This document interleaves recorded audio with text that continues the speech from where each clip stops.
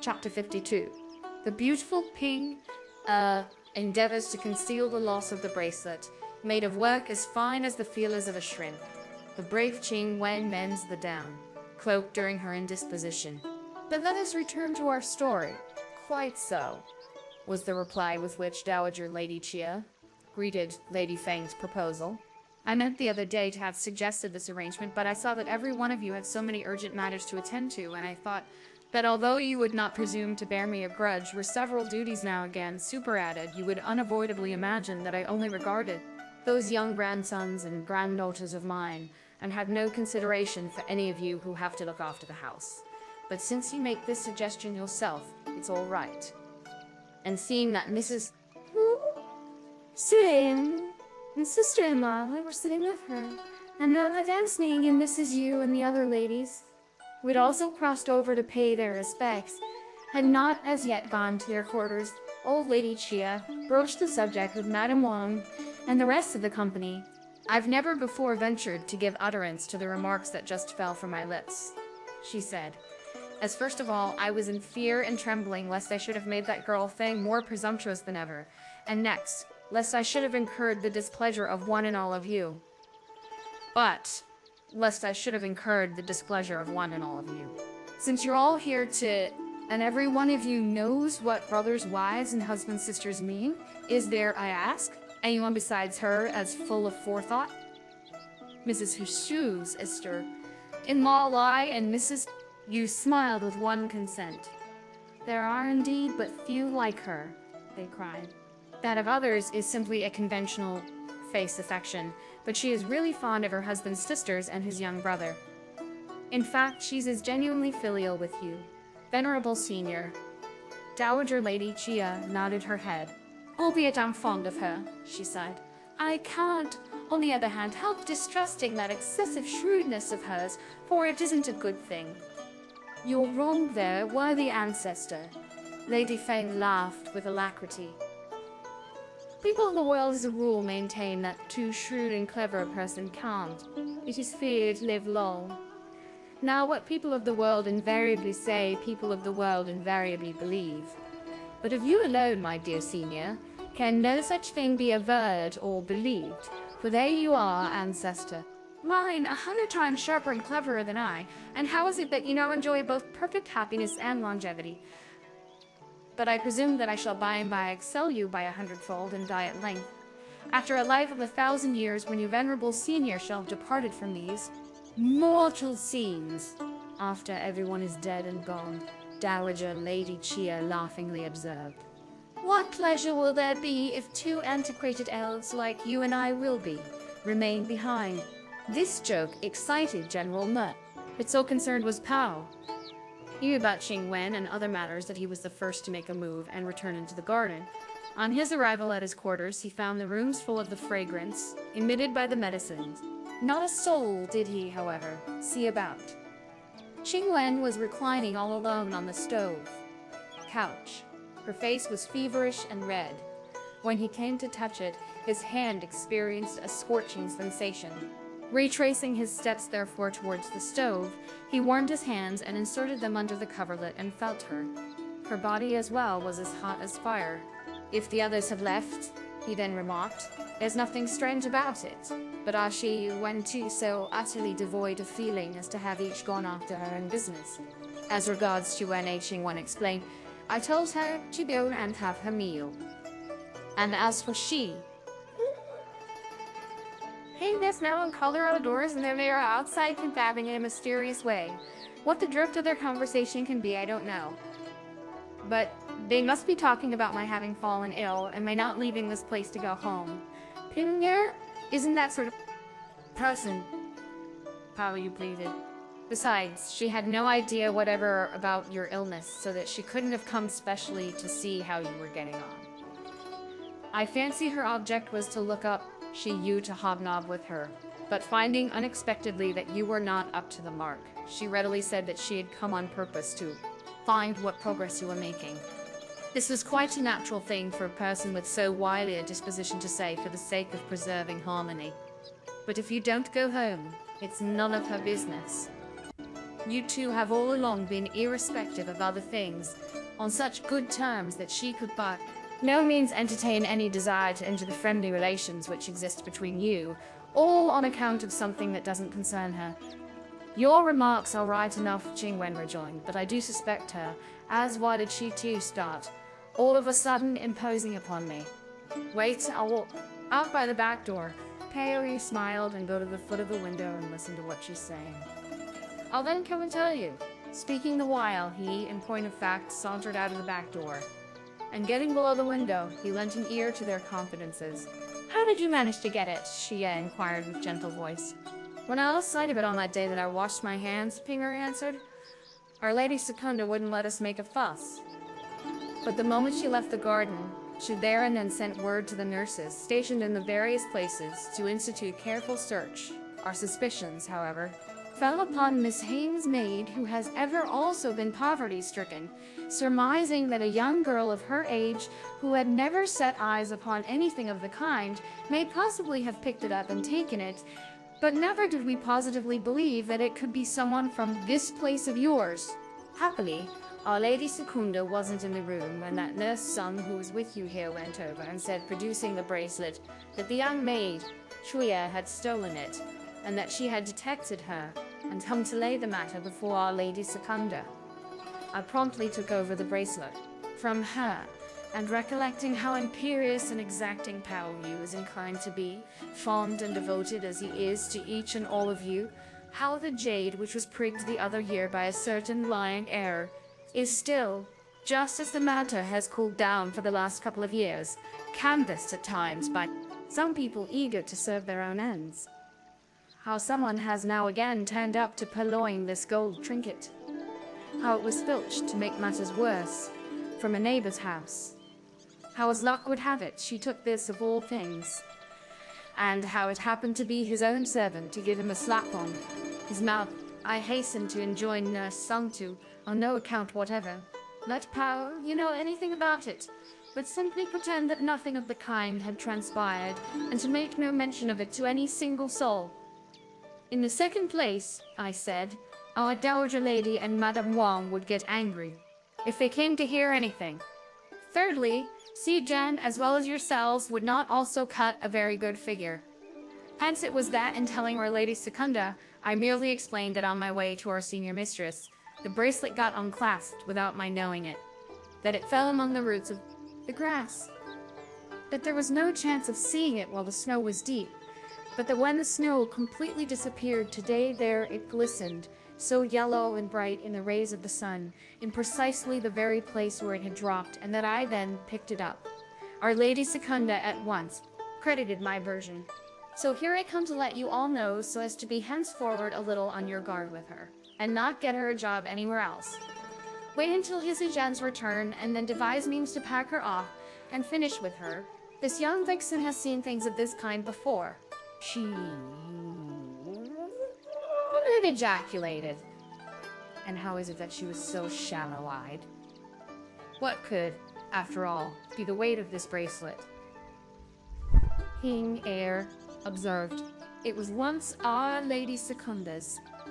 She says that this is called the shrimp feeder bracelet, but it's the pearl which increases its weight. That minx Ch'ing Wen is as fiery as a piece of crackling charcoal.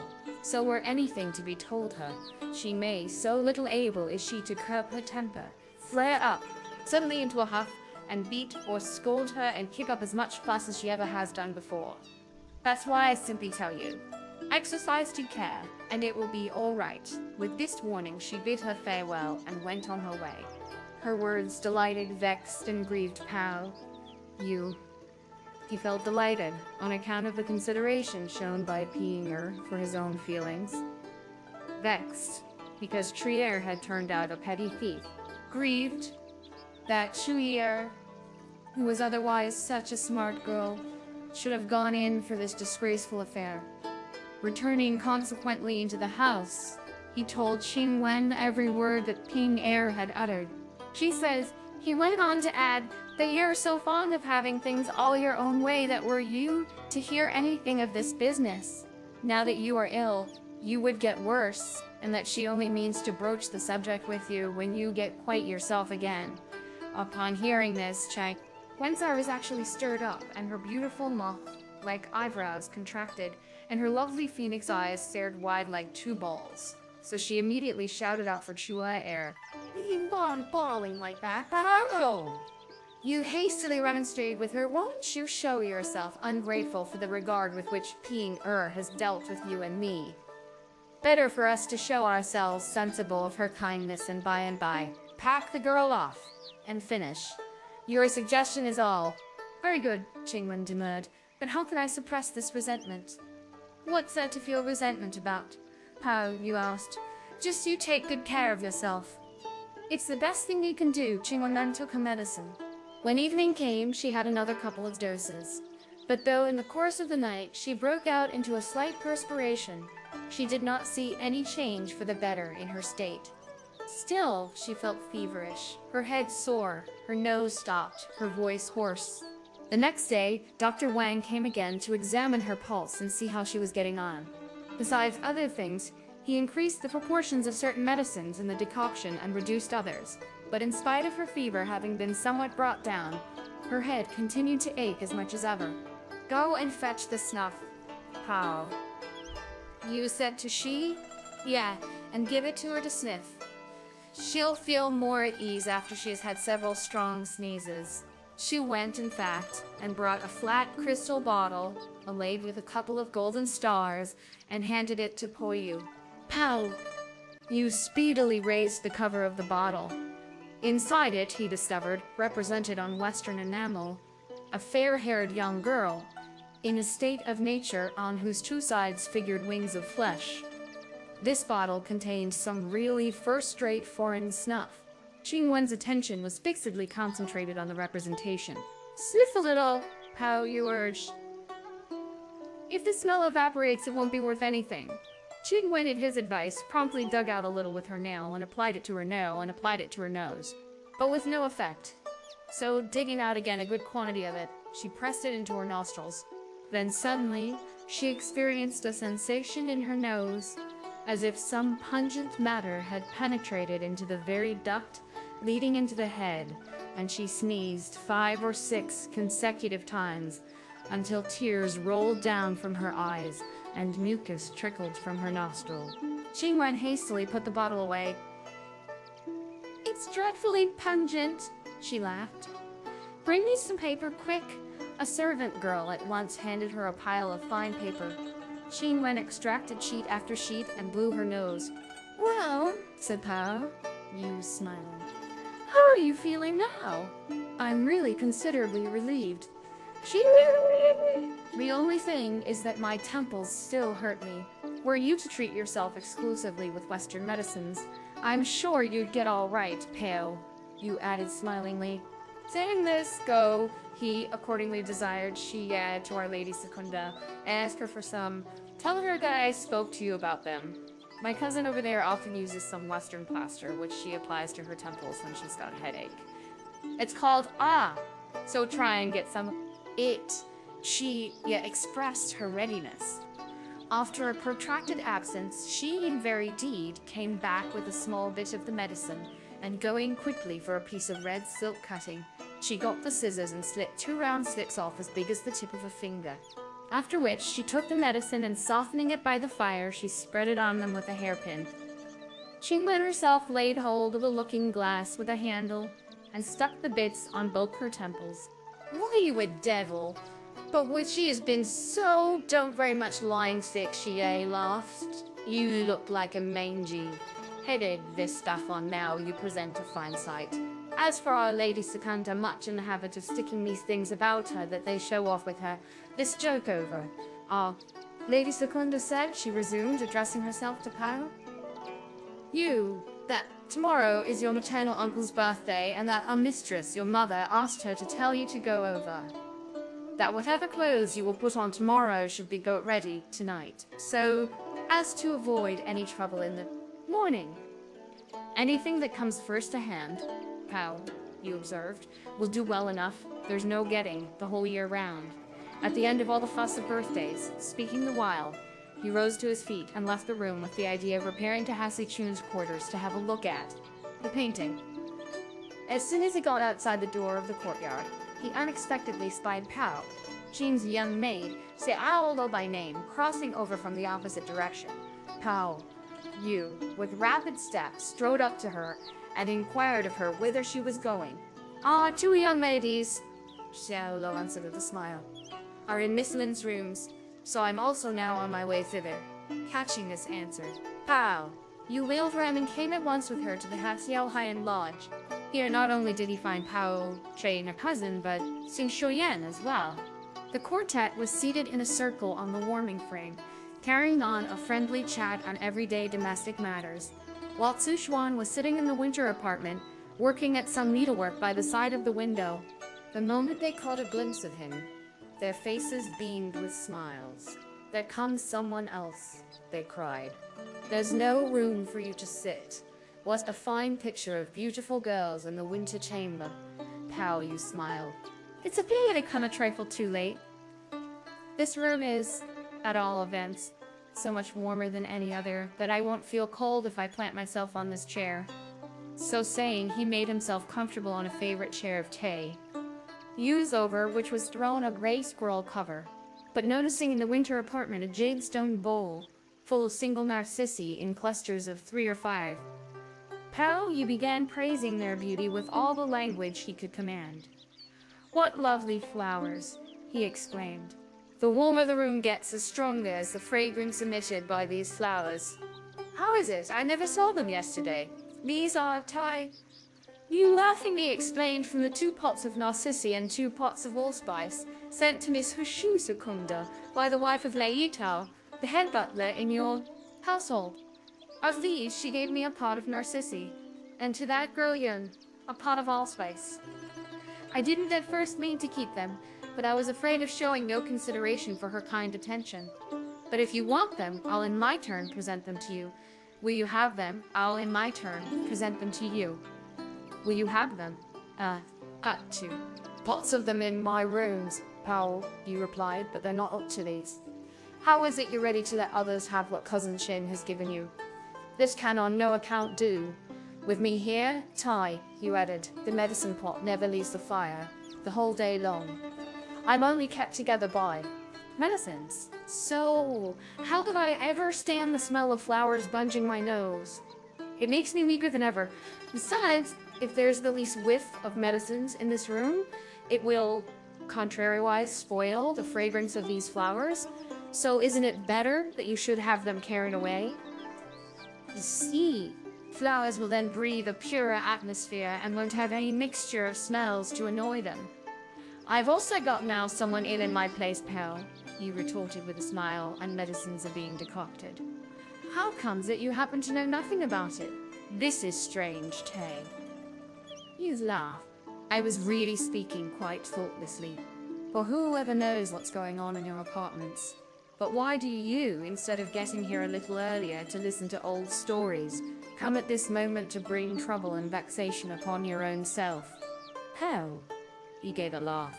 "Let's have a meeting tomorrow," he proposed, "for we've also got the themes. Let's sing the Narcissus and Allspice." "Never mind, drop that." Tai-yu rejoined, upon hearing his proposal. "I can't venture to write any more verses. Whenever I indite any, I'm mulcted, so I'd rather not be put to any great shame." While uttering these words, she screened her face with both hands. "What's the matter?" "Hey, why are you again making fun of me? I'm not afraid of any shame, but lo, you screen your face. The next time, Pao-ch'ai," I felt impelled to interpose laughingly. "I convene a meeting, we'll have 4 themes for odes and 4 for songs. And each one of us will have to write 4 odes and 4 roundelays. The theme of the first ode will treat of the plan of the great extreme. The rhyme fixed being Hsing first, and the meter consisting of 5 words in each line. We'll have to exhaust every one of the rhymes under Hsing, and mind, not a single one may be left out. From what you say, Pao," Ch'ing smilingly observed, "it's evident that you're not in earnest, cousin, in setting the club on foot. It's clear enough that your object is to embarrass people. But, as far as the verses go, we could forcibly turn out a few, just by higgledy-piggledy taking several passages from the canon of changes and inserting them in our own. But after all, what fun will there be in that sort of thing? When I was 8 years of age, I went with my father to the western seaboard to purchase foreign goods. Who'd have thought it? We came across a girl from the Chen kingdom. She was in her 18th year, and her features were just like those of the beauties one sees represented in foreign pictures. She had also yellow hair hanging down and arranged in endless plaits. Her whole head was ornamented with one mass of cornelian beads, amber, cat's eyes, and grandmother green stone. On her person, she wore a chain armor plated with gold, and a coat, which was up to the very sleeves, embroidered in foreign style. In a belt, she carried a Japanese sword, also inlaid with gold and studded with precious gems. In very truth, even in pictures, there is no one as beautiful as she. Some people said that she was thoroughly conversant with Chinese literature and could explain the 5 classics, that she was able to write odes and devise roundelays, and so my father requested an interpreter to ask her to write something.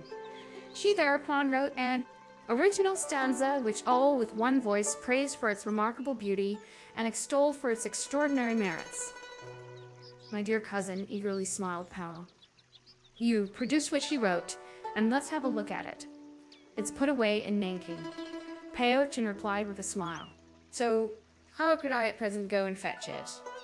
Great was Pao. He used his appointment at this rejoinder. I have no luck, he cried, to see anything like this in the world. Tai-yü laughingly laid hold of Pao. Hsing, don't be humbugging us, she remarked. I know well enough that you are not likely, on a visit like this, to have left any such things of yours at home. You must have brought them along. Yet, here you are now again, palming off a fib on us by saying that you haven't got them with you. You people may believe what she says, but I, for my part, don't. Pao, Hsing got red in the face. Drooping her head against her chest, she gave a faint smile, but she uttered not a word by way of response. Really, Penna, you've got into the habit of talking like this. Pao-ch'ai laughed. You're too shrewd by far. Bring them along, Tai-yü urged with a smile, and give us a chance of seeing something and learning something. It won't hurt them. There's a whole heap of trunks and baskets, Pao. She put in laughing, which hadn't been yet cleared away. And how could one tell him which particular one they're packed up? Wait a few days, and when things will have been put straight a bit, we'll try and find them. And every one of us can then have a look at them. That will be all right. But if you happen to remember the lines, she pursued, speaking to Pao-ch'ai, why not? Recite them for our benefit? I remember so far that her lines consisted of a stanza with 5 characters in each line. Pao-ch'ai returned for answer. For a foreign girl, they're verily very well done. Don't begin for a while. Pao-ch'ai explained. Let me send for Yuna, so that she too might hear them. After this remark, she called Xiao to her. Go to my place, she observed, and tell her that a foreign beauty has come over who's a splendid hand at poetry. You who have poetry on the brain, say to her, are invited to come and see her, and then lay hold of this verse. Nyack of ours, and bring her along. Xiao gave a smile, and bring her along. Xiao gave a smile, and went away. After a long time, they heard Xiang Yun laughingly inquire what foreign beauty has come. But while asking this question, she made her appearance in company with Haiyan Ling. We heard your voices long before we caught a glimpse of your persons. The party laughed. Pao, Chin and her companions motioned to her to sit down, and in due course, she reiterated what she had told them a short while back. Be quick out with it. Let's hear what it is, Haiyan, Yun smilingly cried. Pao, Chin thereupon recited. Last night in the purple chamber I dreamt. This evening on the Shui Isle I sing. The clouds by the isle cover the broad sea. The zephyr from the peaks reaches the woods. The moon has never known present or past. From shallow and deep causes springs love's fate. When I recall my spring south of the Han, can I not feel disconsolate at heart? After listening to her, she does deserve credit, they unanimously shouted, for she really is far superior to us, Chinese though we be. But scarcely was this remark out of their lips when they perceived Chia walk in. Madam Wang, she said, has sent a servant to inform you, Master Secundus, that you are to go at an early hour tomorrow morning to your maternal uncle's, and that you are to explain to him that her ladyship isn't feeling quite up to the mark, and that she cannot pay him a visit in person. Pao-yu precipitately jumped to his feet, out of deference to his mother, and signified his assent by answering yes. He then went on to inquire of Pao-ch'ai and Pao-ch'ai, are you two going? We're not going. Pao-ch'ai rejoined. We simply went there yesterday to take our presents over, but we left after a short chat. Pao-yu thereupon pressed his female cousins to go ahead, and he then followed them. But Tai-yü called out to him again and stopped him. When is he after all coming back? She asked. She'll naturally come back after she has accompanied the funeral, Pao-yu retorted. Tao, you retorted. You had something more she would have liked to tell him, but she found it difficult to shape it into words. After some moments spent in abstraction, off with you, she cried. Pao-yu too felt that he treasured in his heart many things he would fain confide to her. But he did not know what to bring to his lips, so after cogitating within himself for a time, he likewise observed smilingly, We'll have another chat tomorrow. And as he said so, he wended his way down the stairs. Lowering his head, he was just about to take a step forward, when he twisted himself round again with alacrity. Now that the nights are longer than they were, you're sure to cough often and wake several times in the night. He asked. Last night. You answered, I was all right. I coughed only twice. But I only slept at the 4th watch for a couple of hours, and then I couldn't close my eyes again. I really have something very important to tell you, pal. You proceeded with another smile. It only now crossed my mind. Saying this, he approached her and added in a confidential tone. I think that the bird's nest sent to you by cousin Pao-ch'ai barely, however. Had he had time to conclude, then he spied Dame Kao enter the room to pay Tai-yü a visit. Miss, have you been all right these last few days? She inquired. Tai-yü readily guessed that this was an attention extended to her merely as she had, on her way back from Tan-chen's quarters, to pass by her door. So speedily smiling a forced smile, she offered her a seat. Many thanks, Dame Kao, she said, for the trouble of thinking of me, and for coming in person in this intense cold. Hastily also bidding a servant pour the tea, she simultaneously winked at Pao-yu. Pao-yu grasped her meaning, and forthwith quitted the apartment. As this happened to be about dinner time, and he had been enjoined as well by Madame Wang to be back at an early hour, Pao-yu returned to his quarters and looked on while Ch'ing Wen took her medicine. He did not desire Ch'ing Wen this evening to move into the winter apartment, but stayed with Ch'ing Wen outside. And giving orders to bring the warming frame near the winter apartment, Chia slept on it. Nothing of any interest worth putting on record transpired during the night. On the morrow, before the break of day, Ch'ing Wen aroused Chia. You should awake, she said. The only thing is that you haven't had enough sleep. If you go out and tell them to get the water for tea ready for him, while I wake him, it will be all right. Chia immediately jumped up and threw something over her. Let's call him to get up and dress in his fine clothes, she said. We can summon them in after this fire. Box has been removed. The old nurses told us not to allow him to stay in this room for fear the virus of the disease should pass on to him. So now if they see us bundled up together in one place, they're bound to kick up another row. That's my ID too. Ch'ing Wen replied. The two girls were then about to call him when Pao-yu woke up of his own accord, and speedily leaping out of bed, he threw his clothes over him. Chia first called a young maid into the room and put things shipshape before she told Ch'ing Wen and the other servant girls to enter, and along with them she remained in waiting upon Pao-yu while he combed his hair and washed his face and hands.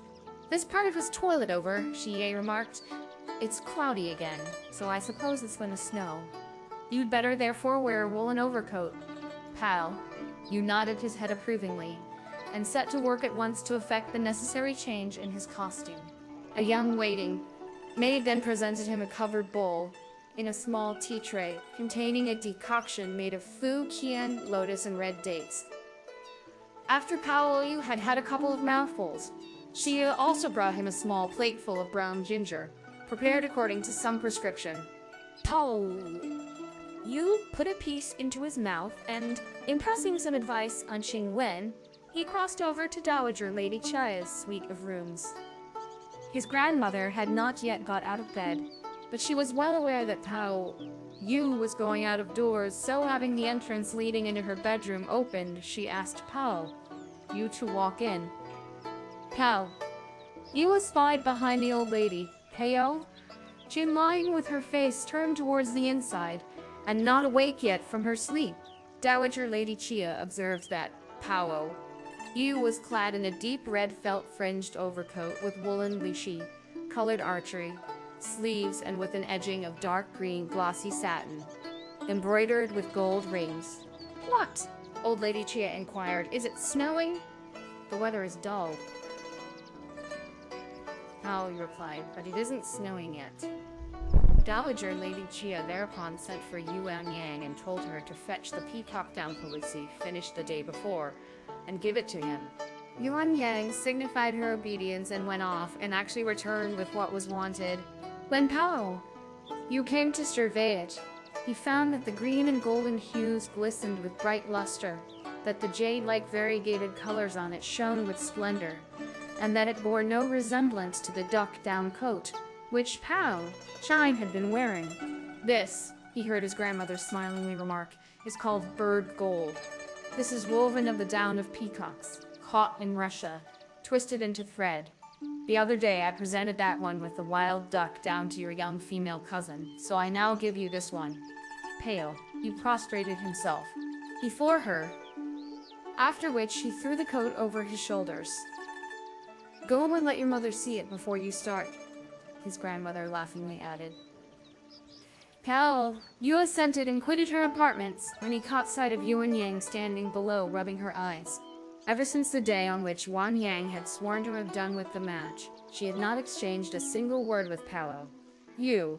Pao-yu was therefore day and night a prey to dejection. So when he now observed her shirk his presence again, Pao-yu at once advanced up to her, and putting on a smile, "My dear girl," he said, "do look at the coat I've got on. Is it nice or not?" Yang shoved his hand away and promptly walked into Dowager Lady Chia's quarters.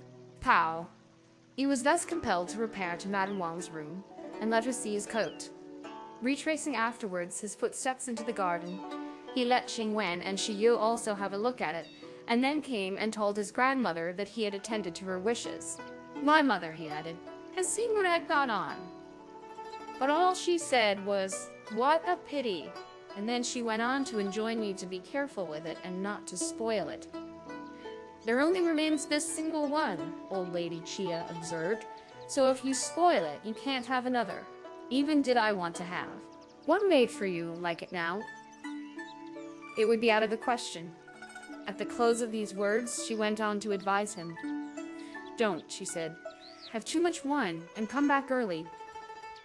Pao-yu acquiesced by uttering several yes. An old nurse then followed him out into the pavilion. Here they discovered 6 attendants, that is, Pao-yu's milk brother like he, and Wang Ho, Zheng, Chang Jochin, Koi, Hua, He, and Shi, and Shujui, as well as 4 young servant lads, Pianming, Pan Ho, Chu Xiaoyu, and So Hong, some carrying bundles of clothes on their backs, some holding cushions in their hands, others leading a white horse with engraved saddle and variegated bridles. They had already been waiting for a good long while. The old nurse went on to issue some directions, and the 6 servants, hastily expressing their obedience by numerous yeses, quickly caught hold of the saddle and weighed the stirrup down, while Pao-yu mounted leisurely. Like he and Wang Ho, Zheng then led the horse by the bit. 2 of them, Chia and Hi and Shujui, walked ahead and showed the way. Chang Jochin and Koi, Hua followed Pao-yu closely on each side. Brother Chu and Brother Chien. Pao-yu smiled from his seat on his horse. "Let's go by this side. Gate." It will save my having again to dismount when we reach the entrance to my father's study. Mr. Chia Cheng is not in his study. Shuji laughed with a curtsy. It has been daily under lock and key, so there will be no need for you, master, to get down from your horse. Though it be locked up, Pao-yu smiled, I shall have to dismount all the same. You're quite right in what you say, master. Both Chi and Shine, like you, chimed in laughingly. But pretend you are lazy and don't get down. In the event of our coming across Mr. Lei Tao and our number 2, Mr. Lin, they're sure, rather awkward though it be for them to say anything to their master, to tender you 1 or 2 words of advice, but throw the whole of the blame upon us. You can also tell them that we had not explained to you what was the right thing to do. Shuju and Eichi and Shenqi accordingly wended their steps straight for the side gate. But while they were keeping up some sort of conversation, they came face to face with Liao Tao on his way in. Pao-yu speedily pulled in his horse with the idea of dismounting, but Lei hastened to draw near and to clasp his leg. Pao-yu stood up on his stirrup and putting on a smile, he took his hand in his and made several remarks to him. In quick succession, he also perceived a young servant lad make his appearance inside, leading the way for 20 or 30 servants, laden with brooms and dust baskets. The moment they espied Pao-yu, they, one and all, stood along the wall and dropped their arms against their sides, with the exception of the head lad, who, bending one knee, said, "My obeisance to you, sir." Pao-yu could not recall to mind his name or surname, but forcing a faint smile, he nodded his head to and fro. It was only when the horse had well gone past that the lad eventually led the bevy of servants off, and that they went after their business. Presently, they egressed from the side gate. Outside stood the servant, lads of the 6 domestics, Li Qi and his companions, as well as several grooms who had, from an early hour, got ready about 10 horses and been standing, on special duty, waiting for their arrival. As soon as they reached the further end of the side gate, Li Qi and each of the other attendants mounted their horses and pressed ahead to lead the way. Like a streak of smoke, they got out of sight without any occurrence worth noticing. Ch'ing Wen, meanwhile, continued to take her medicines, but still she experienced no relief in her ailment. Such was the state of exasperation into which she worked herself that she abused the doctor right and left. "All he's good for," she cried, "is to squeeze people's money. But he doesn't know how to prescribe a single dose of efficacious medicine for his patients. You have far too impatient a disposition," Chi said as she advised her with a smile. "A disease, the proverb has it, comes like a crumbling mountain and goes like silk that is reeled. Besides, they're not the divine pills of Lao Chun. However could there be such efficacious medicines? The only thing for you to do is to quietly look after yourself for several days, and you're sure to get all right. But the more you work yourself into such a frenzy, the worse you get." Ch'ing Wen went on to heap abuse on the head of the young maids. "Where have they gone?" "Have they bored into the sand?" she ejaculated. "They see well enough that I am ill, so they make bold and run away.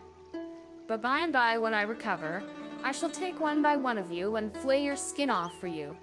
Chui Erh, a young maid, was struck with dismay and ran up to her with hasty step.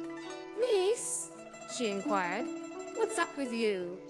Is it likely that the rest are all dead and gone, and that there only remains but you?" Ch'ing Wen exclaimed. But while she spoke, she saw Chui Erh also slowly enter the room. "Who is this vixen?" Ch'ing Wen shouted. "If I don't ask for her, she won't come. Had there been any monthly allowances issued and fruits distributed here, you would have been the first to run in. But approach a bit, and my tigress to gobble you up." Chui Erh was under the necessity of advancing a few steps nearer to her. But, all of a sudden, Ch'ing Wen stooped forward, and with a dash clutching her hand, she took a long pin from the side of her pillow and pricked it at random all over. "What's the use of such paws?" she railed at her. "They don't ply a needle and they don't touch any thread. All you're good for is to prig things to stuff that mouth of yours with. The skin of your phiz is shallow, and those paws of yours are those paws of yours alike. But with the shame you bring upon yourself before the world, isn't it right that I should prick you and make mincemeat of you?" Chui Erh shouted so wildly from pain that Yu stepped forward and immediately drew them apart.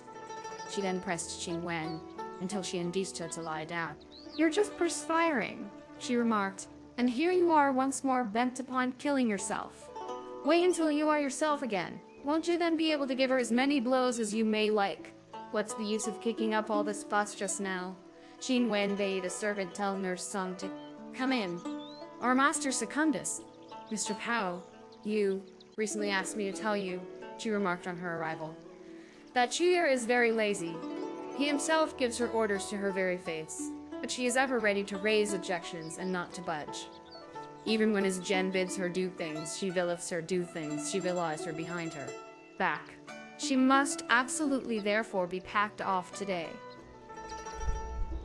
And if Mr. Pao himself lays the matter tomorrow before Madame Wang, things will be square.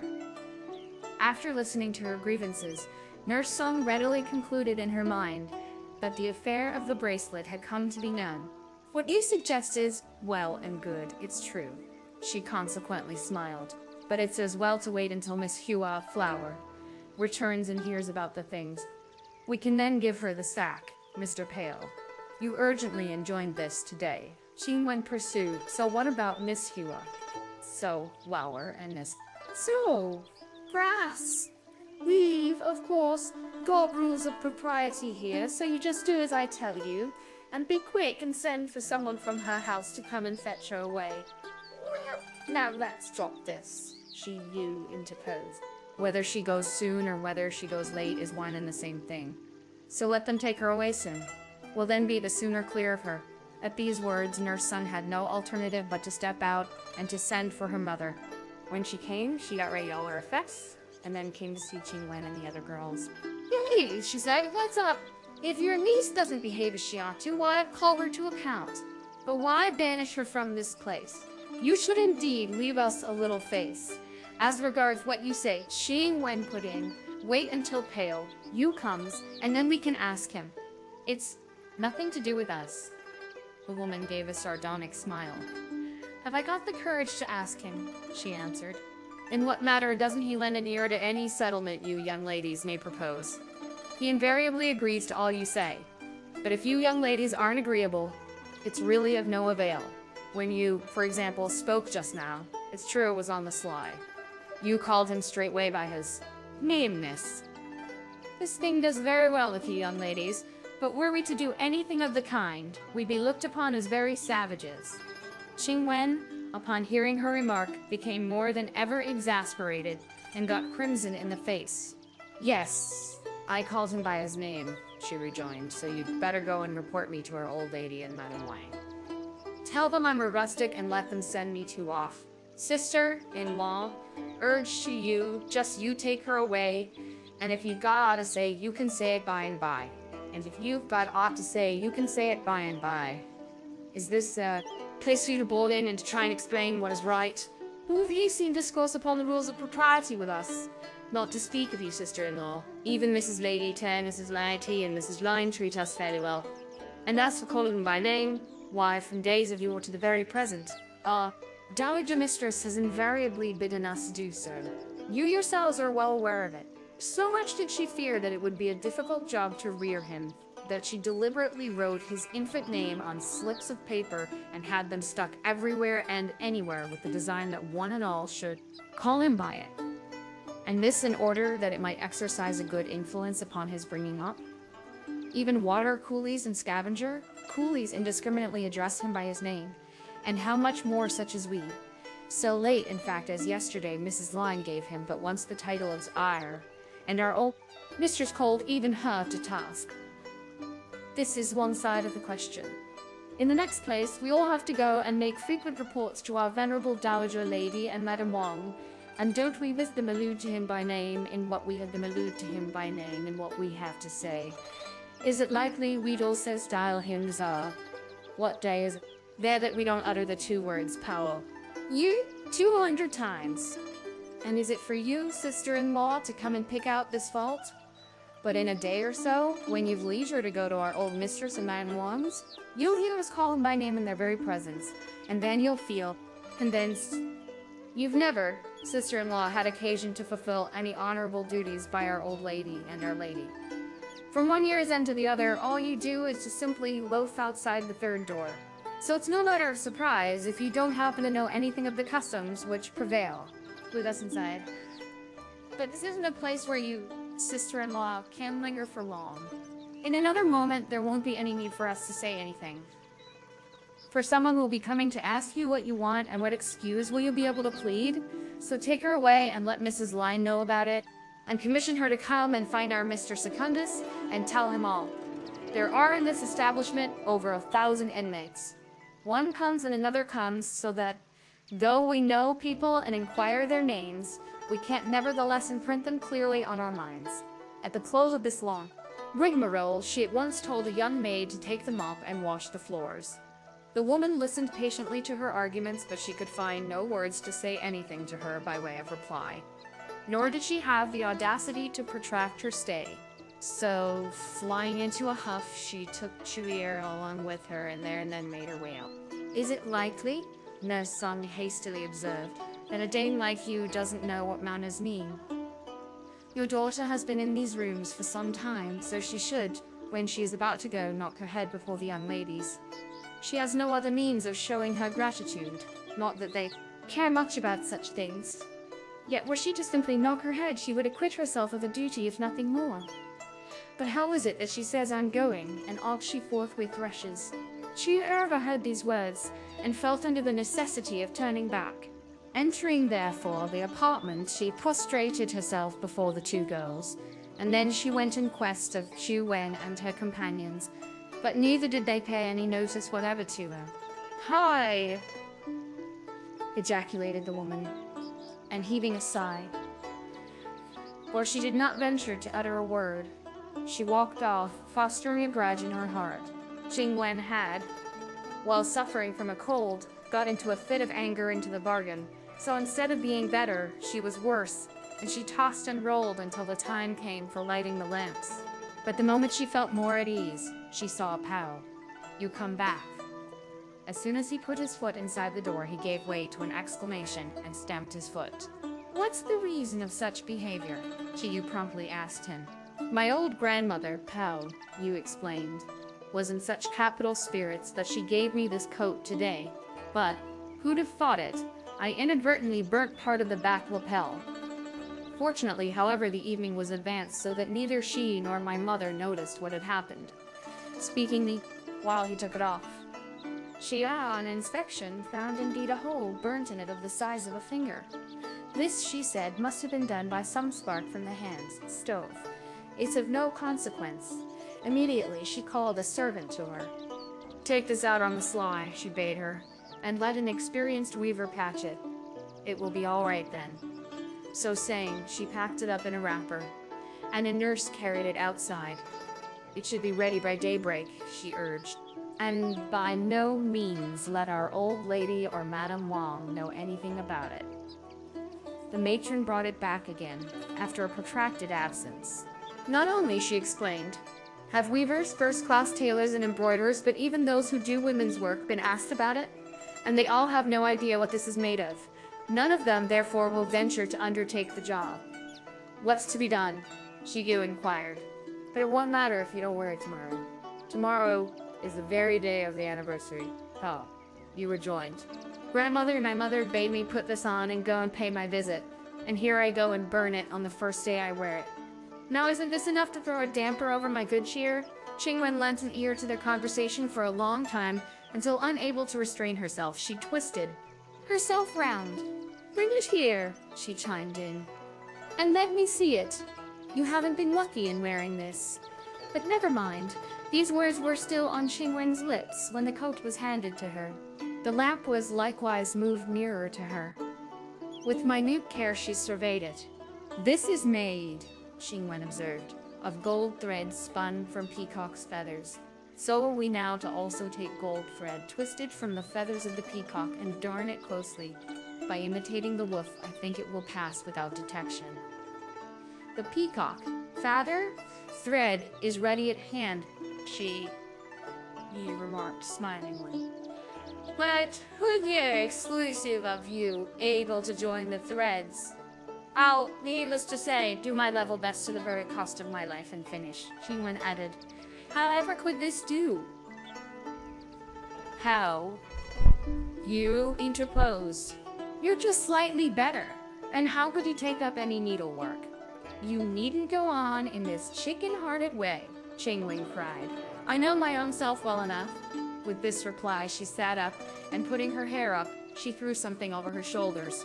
Her head felt heavy, her body light. Before her eyes confusedly flitted golden stars. In real deed, she could not stand the strain. But when inclined to give up the work, she again dreaded that Pao-yu would be driven to despair. She therefore had perforce to make a supreme effort, and setting her teeth to, she bore the exertion. All the help she asked of Chia was to lend her a hand in reeling the thread. Ch'ing Wen first took hold of the thread and put it side by side with those in the pelisse to compare the two together. This, she remarked, isn't quite like them, but when it's patched up with it, it won't show very much. It will do very well, Pao. You said, could one also go and hunt up a Russian tailor? Ch'ing Wen commenced by unstitching the lining and inserting under it a bamboo bow of the size of the mouth of a teacup. She bound it tight to the back.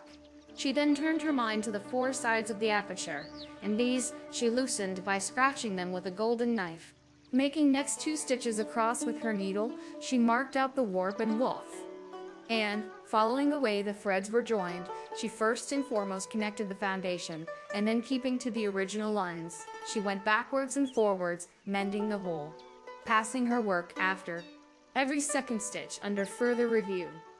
But she did not ply her needle 3 to 5 times before she lay herself down on her pillow and indulged in a little rest. Pao-yu was standing by her side. Now he inquired of her whether she would like a little hot water to drink. Later on, he asked her to repose herself. Now he seized a gray squirrel wrapper and threw it over her shoulders. Shortly after, he took a pillow and propped her up, the way he fussed. So exasperated Ch'ing Wen that she begged and entreated him to leave off. My junior ancestor, she exclaimed, do go to bed and sleep. If you sit up for the other half of the night, your eyes will tomorrow look as if they had been scooped out, and what good will possibly come out of that? Pao-yu realized her state of exasperation and felt compelled to come and lie down anyhow. But he could not again close his eyes. In a little while, she heard the clock strike 4, and just managing to finish, she took a small toothbrush and rubbed up the pile. That will do, Chia put in. One couldn't detect it unless one examined it carefully. You asked with alacrity to be allowed to have a look at it. Really, he smiled, it's quite the same thing. Ch'ing Wen coughed time after time, so it was only after extreme difficulty that she succeeded in completing what she had to patch. It's mended? It's true, she remarked, but it does not, after all, look anything like it. Yet, I cannot stand the effort anymore. As she shouted, Yeah, she lost control over herself and dropped down upon the bed. But, reader, if you choose to know anything more of her state, peruse the next chapter.